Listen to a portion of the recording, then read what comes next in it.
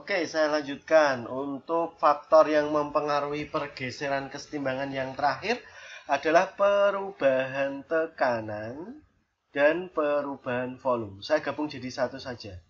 Perubahan tekanan dan volume.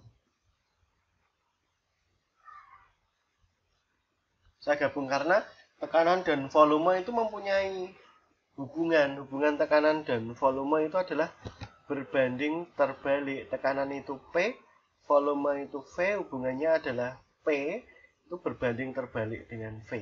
Ketika tekanannya besar, maka volumenya kecil. Ketika volumenya besar, maka tekanannya kecil. Saya tulis saja di sini.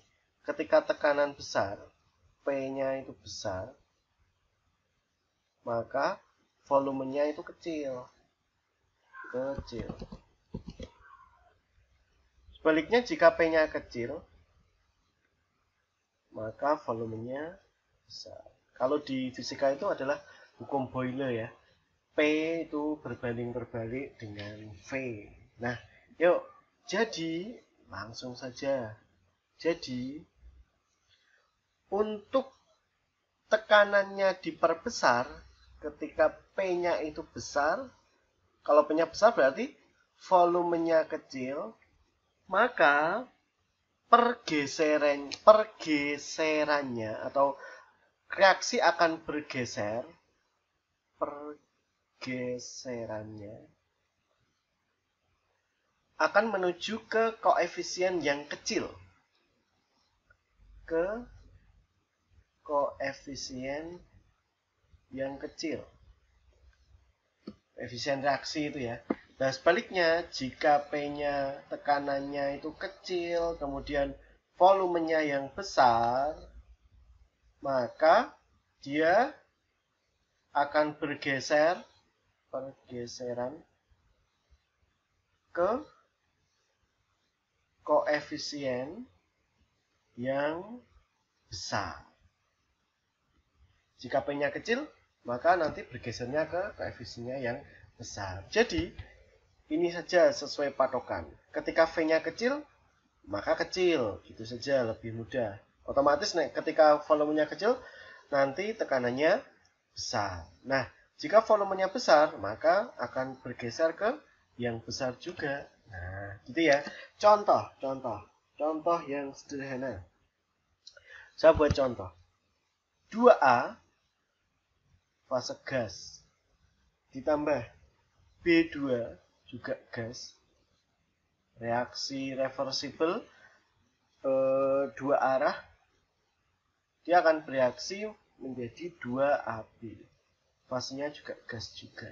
Nah, sekarang kita bisa melihat di sini. Kita menghitung koefisien. Koefisien sebelah kanan. Ini berapa ini? 2. Ini tidak ada angkanya, itu bukan 0 ya. Tapi ini sebenarnya ada angka 1. Berarti 2 tambah 1. Koefisiennya jumlahnya ada 3. Sedangkan di sebelah kanan panah, koefisiennya ini 2. Ya. Berarti sebelah kiri koefisiennya 3. Sebelah kanan koefisiennya 2. Pertanyaannya sekarang. Jika tekanan diperbesar, jika P-nya besar, otomatis volumenya akan kecil. Maka akan bergeser ke, yuk kita lihat ini, P besar, V kecil, maka akan bergeser ke arah koefisien yang kecil. Arah koefisien yang kecil itu yang mana? Ini 3, ini 2, berarti ada di sebelah kanan, bergeser ke kanan. Atau ke koefisien yang lebih kecil, atau ke AB. Ya, sebaliknya, jika P-nya itu kecil, tekanannya diperkecil, kemudian volumenya menjadi besar, maka akan bergeser ke balikan ya, kiri. Kiri itu apa? Karena koefisiennya 3, 2 tambah 1, berarti ke A dan B. Fase gas dan B fase gas. Begitu ya. Ya, patokannya sekali lagi, Ketika P-nya besar, volume kecil, maka koefisiennya yang lebih kecil. Ketika volume besar, P-nya kecil, maka bergesernya ke koefisien yang besar. Ini tadi. Oke, itu adalah pengaruh dari perubahan tekanan dan volume. Yuk, saya lanjutkan. Ada catatan sedikit di sini, di perubahan tekanan dan volume. Ingat, ini dulu. Ingat. Aduh, bentar. Ingat. Oh, bentar.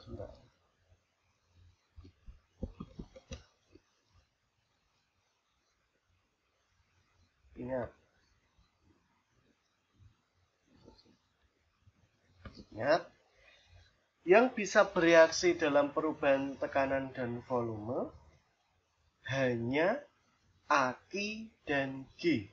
Untuk S solid dan L liquid, untuk fase solid dan liquid, dia tidak berpengaruh. Tidak berpengaruh. Perubahan volume, oleh perubahan tekanan dan volume. Jadi ini enggak. Yang berpengaruh hanya fase gas dan aqueous. Contoh. Kita lihat ini. Saya punya contoh ini. C solid, karbon ya, ditambah dengan CO2, fasenya gas, maka akan menjadi 2CO. Nah, fasenya gas juga. Oke, seperti yang sudah saya jelaskan, solid dan liquid tidak pengaruh. Ini karbon solid, berarti ini tidak ngefek sama sekali. Ini tidak ngefek. Yang berpengaruh hanya CO2 dan 2CO yang fasenya sama-sama gas. Jadi, kita bisa menyimpulkan bahwa di sini koefisiennya tidak usah dihitung. Saya silang ini pakai tinta hijau, tidak usah dihitung. Jadi koefisien yang ada di sebelah kiri cuma ini, 1. Ini ya, 1. Berarti koefisien yang di sebelah kanan 2, ini 2. Nah, begitu. Jadi, misal, jika volumenya ini besar, maka dia bergeser. Kalau volume besar, sama ikut yang besar, berarti bergesernya kemana? Ke kanan, betul. Berarti karena ini 1, ini 2, berarti bergesernya ke kanan, ke CO. Sedangkan kalau volumenya itu diperkecil, maka dia akan bergeser ke kiri. Betul sekali. Ke CO2.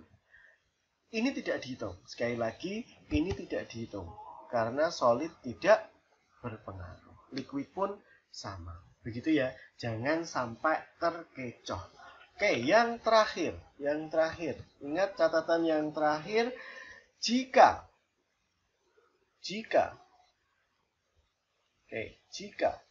koefisien kanan sama dengan koefisien kiri, jumlahnya ya maksudnya, jumlah koefisien kanan sama dengan jumlah koefisien kiri, maka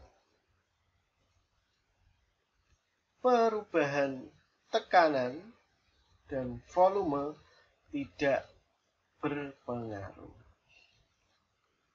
Ketika nanti dijumlahkan kok sama, ya sudah, berarti tidak ada efeknya apa-apa. Contohnya, H2, fasenya gas, ditambah I2, fasenya gas, dia bereaksi setimbang menjadi 2HI, fasenya pun juga gas. Nah, kita hitung koefisiennya, yuk. Ini tidak ada angkanya berarti 1, ini tidak ada angkanya 1, berarti koefisien kiri. Jumlahnya 1 tambah 1, 2. Koefisien kanan, berarti ini, 2. Sama, jumlah koefisien kiri dan jumlah koefisien kanan itu sama, maka Pada reaksi tersebut, meskipun tekanan diperbesar atau diperkecil, volumenya diperbesar atau diperkecil, kesetimbangan reaksi tidak bergeser. Jadi kesimpulannya, kesetimbangan tidak bergeser. Ya, meskipun ini volumenya saya perbesar di sini atau tekanannya saya perkecil di sebelah sini, itu tidak bergeser, ya, karena jumlah koefisien kiri sama dengan jumlah koefisien yang kanan. Oke, selesai sudah faktor-faktor yang mempengaruhi pergeseran kesetimbangan. Saya lanjutkan ke video berikutnya, yaitu pembahasan contoh dan soal dan pembahasan tentang kesetimbangan kimia. Terima kasih.